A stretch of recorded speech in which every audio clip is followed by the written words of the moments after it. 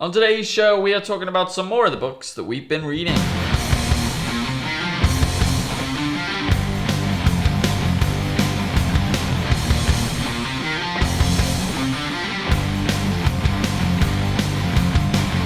Okay, so we read a lot of comic books. A lot of comic books that don't necessarily fit into the fabric that is the tapestry of our show. So this is our chance to talk about some stuff that we've been reading on the side. That we've reading it on the side like it's a dirty little. Yeah. Reading it on the side, man. That we've got some things to say about. I'm sorry, I was just scratching. You're going to talk about All New X-Men, which I have been reading since it started in single issues, and I absolutely adore. Well, thanks for ruining the surprise for the folks at home for me to tell them what I was reading. You talked about Volume 1 briefly with Ellie. I did. A month or two ago. Yeah. You've now read Volume 2. Yeah. How are you feeling? I'm feeling good. I'm feeling good about these books. All New X-Men is fantastic. The story is so much better than I was expecting. I honestly thought that this was going to be a kind of... really? It's the past X-Men. But it's not like that at all. They really make the story their own with this book. I have been buying it in the Panini trades, which, if you live in England, are very good value for money.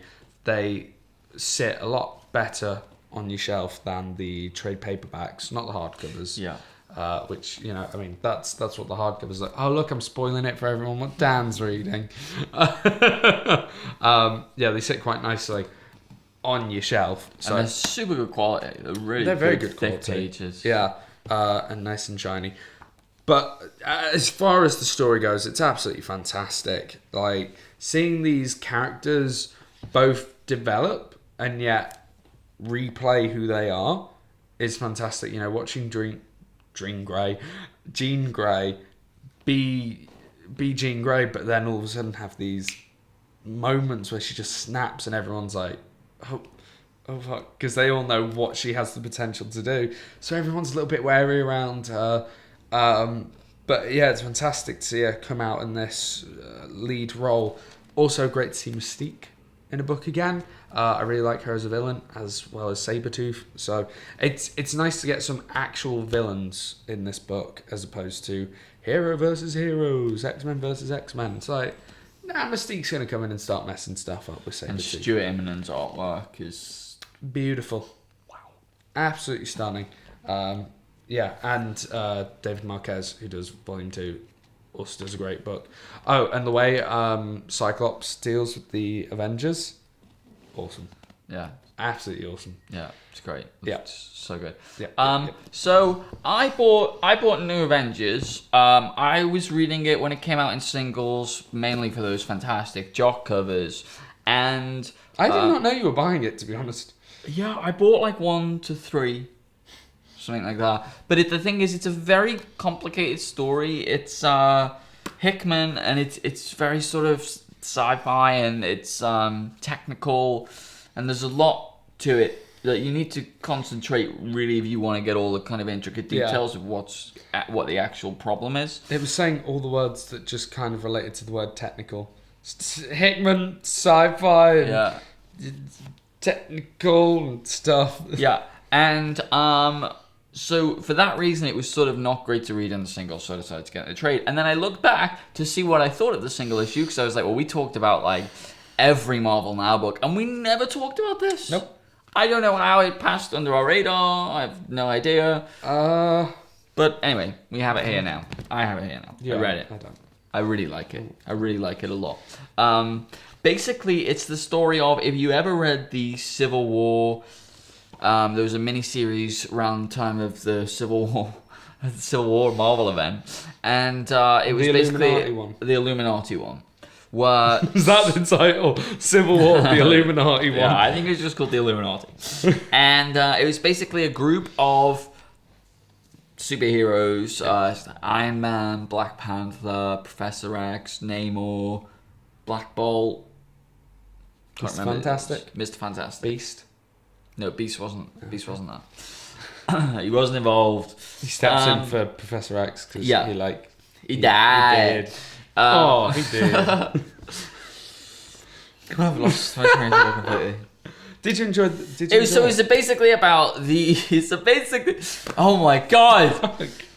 It's basically. Welcome to Tangent Central on Dan and Dale's comic book show. It's essentially about these heroes decide they are going to be the law. Don't.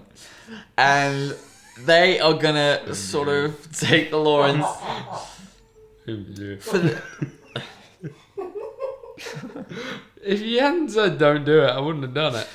for the major threats, they are going to be the ones that decide what to do because, of course, there are a lot of fucking hell. There are a lot of superheroes in the Marvel universe, and they can't all make the decisions. And what are they going to do? You're going to fuck off. What?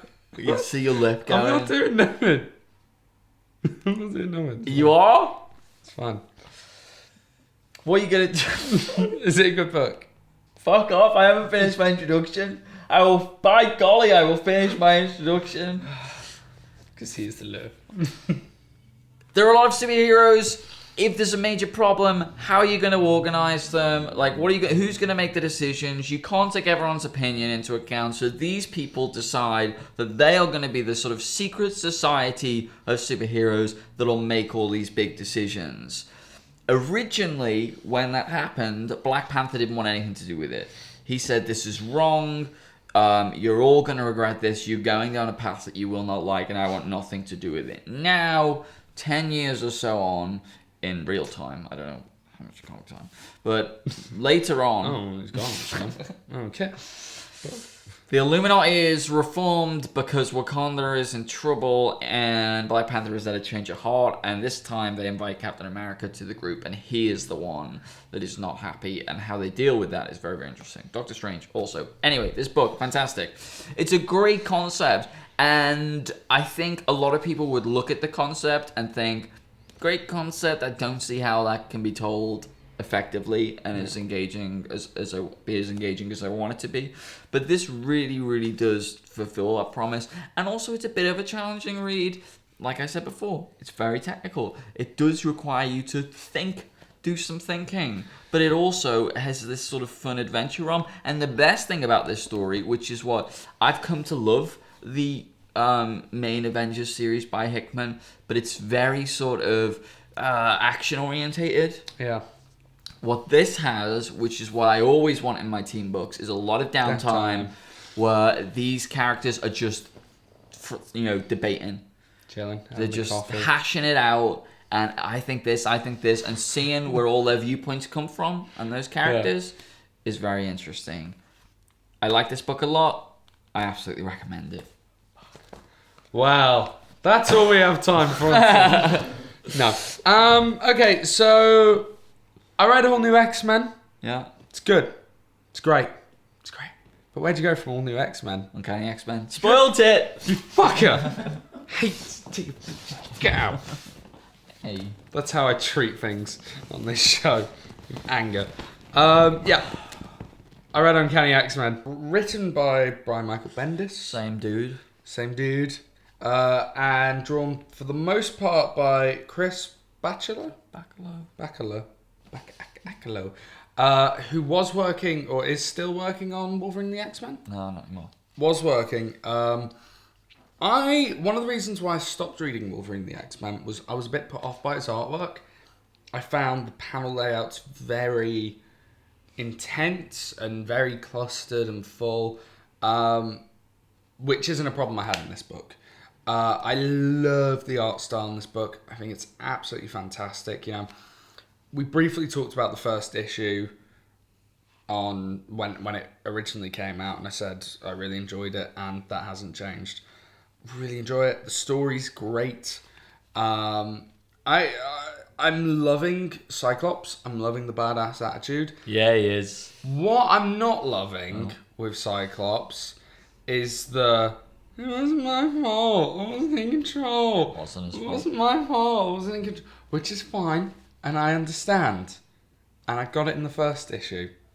and I got it in the second issue. People need to lay off, don't they? And I got it in the third issue. And I got it in the first 6 issues of all new X-Men as well. You know what I mean? It's just, all right, stop now. Stop. And I think that has stopped towards the last issue. Issue 5 of this is the kind of end of one arc, start of the next arc, focusing around magic. And it's drawn by Fraser Irving. My cover of the month. Cover of the month. We've talked about Fraser Irving. We love Fraser Irving. Lowest rated video. The only reason why I always say that is because we always get a couple more views every time we say it. His artwork is fantastic in this last issue. Fraser Irving drawing Cyclops is epic. Yeah, no, it really is. He draws such energy behind those beams. Eye blasts, beams, whichever. Optic beams. Yeah, alright, that'll do. The only thing about this Panini trade that, for a lot of people, it's one of those, I've got the one that does that. Yeah, you just noticed it. All the Uncanny XMen variant covers are labelled as Captain America #1 variant covers. Oh, that's weird. But they're not. It's X-Men. So it's a simple misprinting, but that Francavilla cover really bugs is me. really cool. Isn't it? Have you never seen that? No. Oh, I love it. I really like that Fraser Irving one. We're not showing you any of these. If you want to see them, go and get the Panini.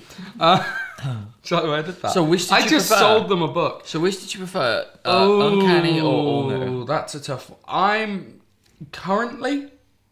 I'm gonna say all new, but that is purely because I've read 1 volume of this, 2 volumes of that. They're very intertwined, aren't they? They are very intertwined, and I want to see how Going Into Hell is, because I think that could be the turning point for me with this book.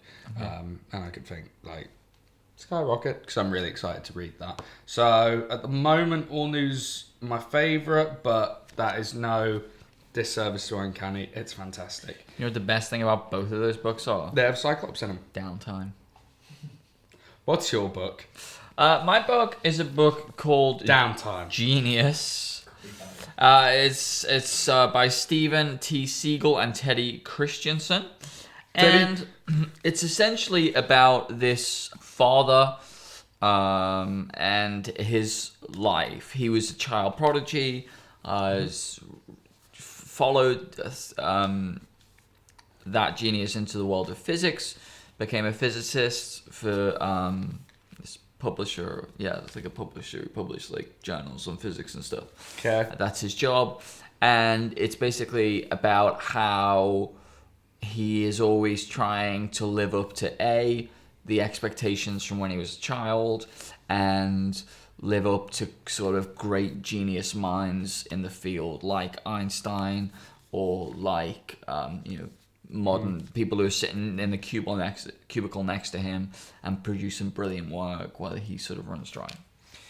Can I just say, I love the difference in books this week. You know, your first book is very, it's this secret organisation of the genius superheroes who all band together to form an Illuminati, and I'm like, I like it when the man with claws stabs the man with the laser things in the eyes. Oh, this book's all about genius prodigies and I like the guy with the beamy eyes, that's the one who can pick up the things with the metal and make things explode. I mean, what I usually like to do in this segment is have one tights, because I read a lot of tights, and then one indie. Yeah, no, you tend to. Yeah. I tend not to. Yeah. So that's I like it when the things blow up. No. Indian tights, not Indian tights.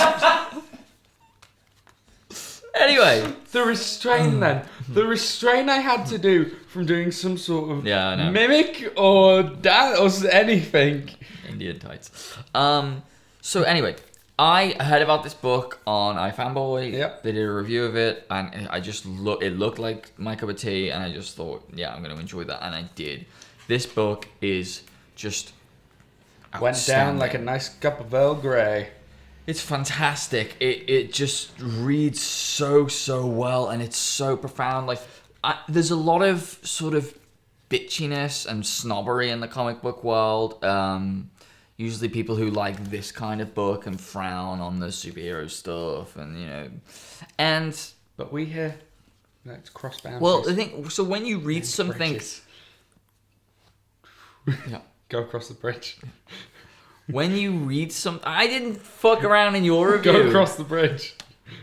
What? Oh my. Yeah, just Stop. ignore it. Oh, God. When you know, superhero books can at times be a little heavy-handed. Yeah. Because they're aimed at a very specific demographic, and they're sort of trying to spread themselves out. And when you read something like this, that is kind of more evidently the case, because books like this are just so subtle. So subtle. They're pieces of art. And superhero books can be that as well, and more frequently now they are that, especially if you go into them knowing what to expect. But this is just so beautifully done. The family moments, like this author is writing about a guy that is much smarter than him, much smarter, and the way he goes about doing that is really just touching on the emotion and the emotional resonance that being a child genius would have on you and how that would impact your life. It really is stunning. It looks great. It's very simple. It's watercolors. The compositions are just really nice. Character pieces are nice. The dialogue is it's just really wonderful. It's inexpensive on Amazon. I can't recommend it highly enough. Was it? I think it was less than £10. That's right. And it really is wonderful. It's a type of book you'll read again and again and again, and you'll find more each time. Really wonderful. I'm excited to give that a read. Fantastic. So that is everything we've been reading in our... Well, it's not everything. It's just a little snippet of things we've been reading in our spare time. We want to know, what have you guys been reading? Please tell us down in the comments below, or on the Twitters at Comic Book Show 1. Yes, indeed. Don't forget to... Nope, this is the end of the week. This This is is the the end. My one and only friend. I would join in, but I don't know the song. We'll see you next week for more sing-along. Indian Tights. Not Indian Tights.